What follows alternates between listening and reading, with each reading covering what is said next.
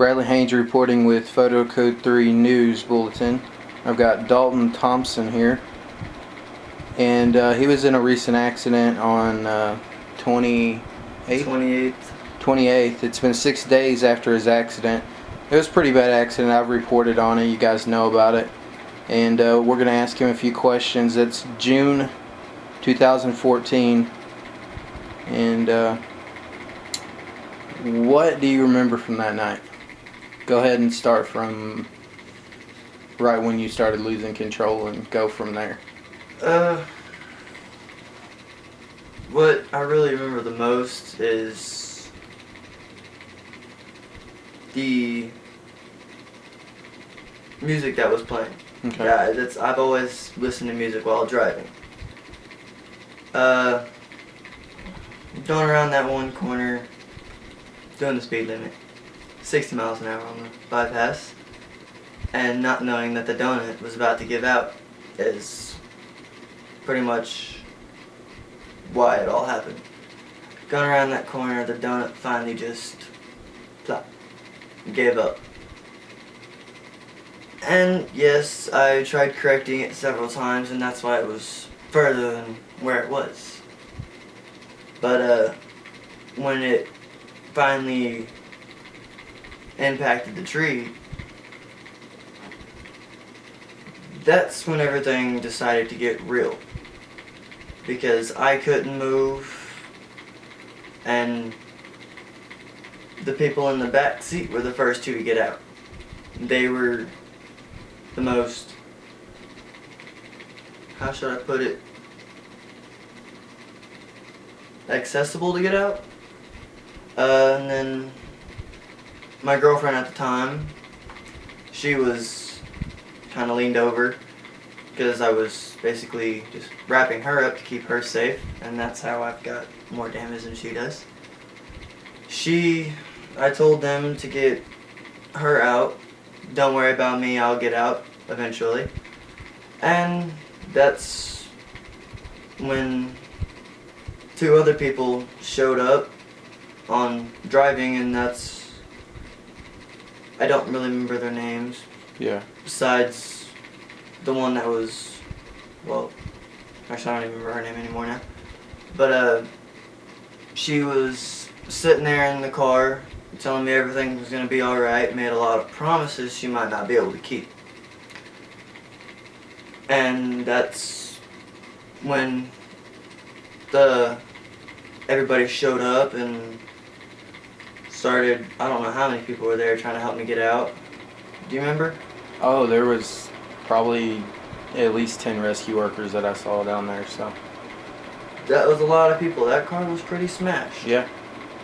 And I'm surprised I'm still here. But the whole thing was the car decided to finally give up and decide to move around so I could get out. And how I found out my left leg was broke is when they decided to pull me out of the car.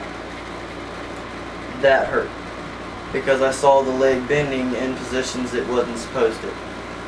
I could see the bone lifting up and down on the leg, and that didn't feel pretty at all. Yeah. And so, I don't know who was sitting in the passenger seat at the time, but he ended up cutting my boots, laces and everything, even though they were loose enough where you could just slide them off, which is kind of mad. Made me kind of mad because that was what I like to wear. Yeah. And they also got rid of one of my favorite shirts too. But that's not the point of the story. But when they finally got me out of the car, got me onto the stretcher and up to the road, they could definitely see that my leg was broke. They cut my pants up to where they could see where it was broken, and that's when they decided to put the brace and decided to put me on morphine. And that's all I remember there. Okay. And what do you think saved your life in the whole thing? You said something about the Jaws life that they were using? Yeah, while I was in the car, I could slowly feel my heartbeat slow down, and my breathing would also stop. And the only time I would get another start is when I feel those. If it was a saw, I don't know. Yeah. It was a saw. I'm not sure. But when it would cut something or jolt just enough, I would feel it through the car and it jolt me up just enough. And so you think that ultimately saved your life? Was the extra jump start. That kind of thing? Yeah, and probably also upstairs. Yeah. Because apparently there's a lot left for me to do. Yeah. Depending after on seeing the what that car looks position like. and the condition I'm in. I am beat up, but not as bad as the car is. Yeah. I should be worse than the car. Yeah, after seeing those images, yeah. Yeah, I should. And also missing that drainage ditch by a couple inches. That's also a scary thought to imagine. Being only a few inches from hitting that. Okay. And then flipping. And I think also another thing is also me being a fighter. My mom's always told me that I've had fight in me. Yeah. But I didn't think I had that much fight. Yeah, until you're in that situation. Until I'm in that situation, and I wanted to get out of the car, and eventually I did.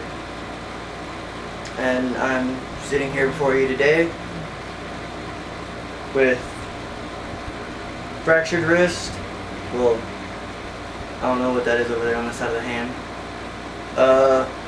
2 pins in my right thumb. A